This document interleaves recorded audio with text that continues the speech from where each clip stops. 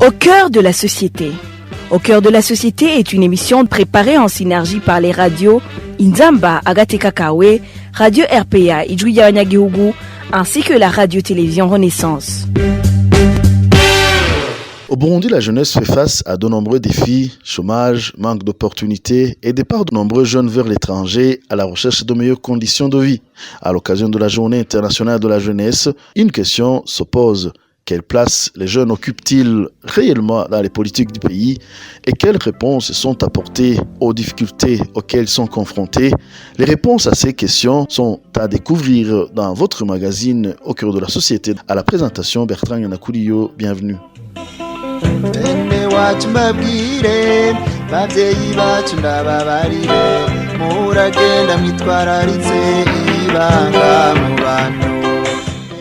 La Journée internationale de la jeunesse est célébrée chaque année le 12 août. Au Burundi, cette journée intervient dans un contexte marqué par de nombreux défis pour les jeunes, notamment le chômage et le manque d'opportunités.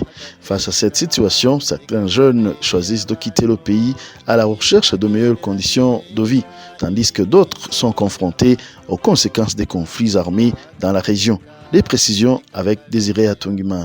Cette journée est célébrée chaque année depuis 1999, année consacrée par l'Organisation des Nations Unies à la suite d'une conférence organisée à Lisbonne au Portugal en 1998, réunissant les ministres en charge de la jeunesse. Depuis lors, le monde entier la commémore et le Burundi n'est pas en reste. Cette journée a été instituée pour rappeler aux États l'importance de valoriser la jeunesse, de lui offrir une éducation de qualité afin qu'elle ait confiance en l'avenir et accède à un emploi décent qui lui permette de contribuer au développement du pays. Au Burundi, la question de l'éducation des jeunes reste préoccupante. Beaucoup d'enseignants, et même mal formés, transmettent des connaissances qu'ils ne maîtrisent pas. Les élèves réussissent leurs examens, mais avec un savoir limité. Il n'est pas rare de voir des diplômés universitaires incapables de rédiger une lettre de demande d'emploi ou de s'exprimer dans une langue étrangère. Ceux qui parviennent à décrocher un emploi sont peu nombreux, souvent parce qu'ils ont reçu une formation insuffisante ou parce que l'État ne prépare pas leur avenir.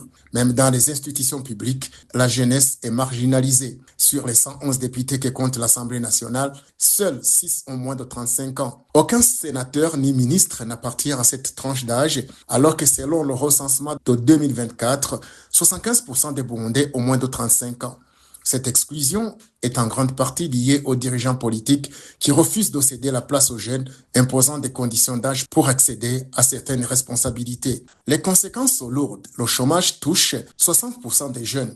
Beaucoup émigrent vers les pays arabes pour chercher du travail. Parmi eux, des enseignants et des médecins quittent leur poste à cause de salaires dérisoires et se retrouvent à exercer des métiers pénibles alors que les enfants du Burundi ont besoin d'être instruits et soignés. Aujourd'hui, alors que l'État devrait s'empresser de trouver des solutions pour garantir un avenir à sa jeunesse, ses priorités semblent ailleurs. Préserver les postes de dirigeants, exclure les jeunes de la planète politique ou les envoyer dans des guerres à l'étranger qui n'apportent rien au pays, si ce n'est des bénéfices pour une poignée de responsables politiques et militaires. Ainsi, même si la Journée internationale de la jeunesse est célébrée au Burundi, elle n'apporte aucun changement concret à la vie des jeunes Burundais.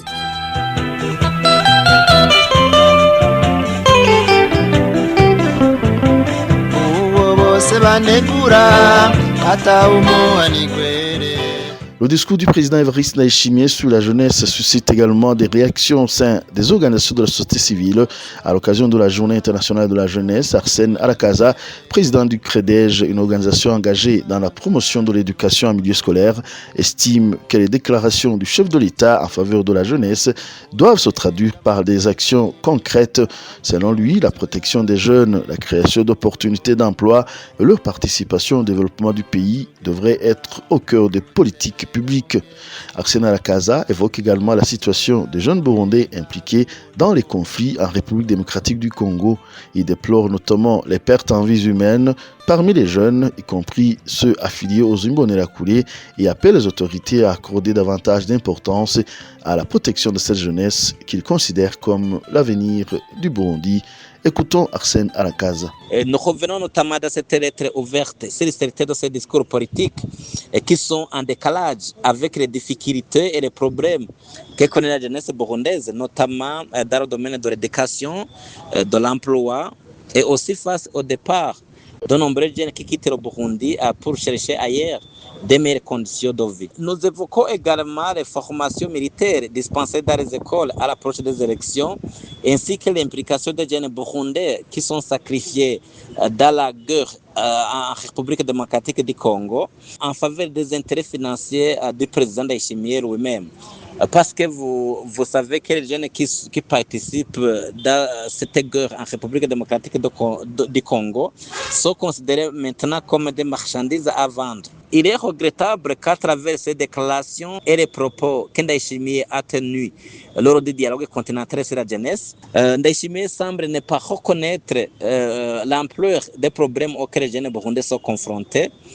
Ndayishimiye semble ignorer qu'il est le gars de la constitution burundaise, laquelle constitution burundaise offre des opportunités à la jeunesse burundaise pour accéder à l'emploi et pour accéder à l'éducation de qualité. Ndayishimiye, dans ses discours, ignore complètement qu'il est le gars des institutions publiques qui devraient accompagner, qui devraient proposer et mettre en œuvre des solutions concrètes pour redresser la situation de la jeunesse burundaise. Ndayishimiye, qui se présente en ami de la jeunesse burundaise, semble ne pas proposer aucune solution pour redresser la situation des milliers de jeunes réfugiés dans la sous-région.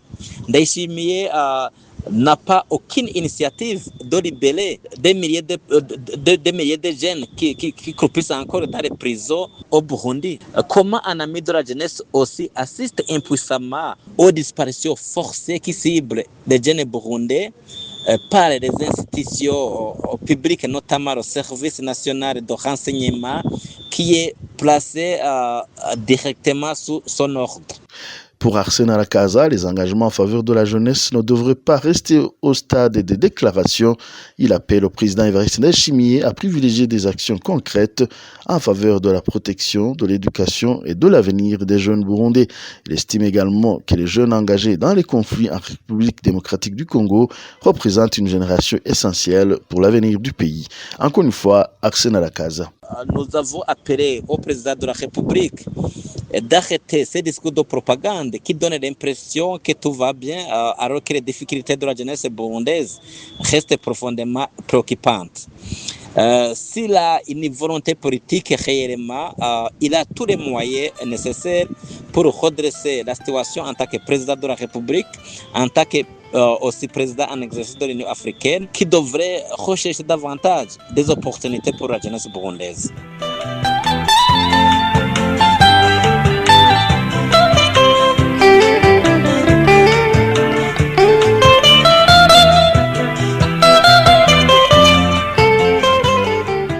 La Journée internationale de la jeunesse rappelle ainsi l'importance de placer les jeunes au cœur des politiques du développement au Burundi. Entre chômage, manque d'opportunités et conséquences des conflits, les défis restent nombreux. La question demeure donc de savoir quelles mesures concrètes seront prises pour permettre à la jeunesse de construire son avenir dans un environnement plus sûr et plus favorable.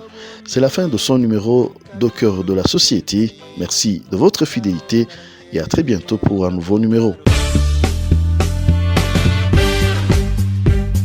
C'était l'émission Au cœur de la société.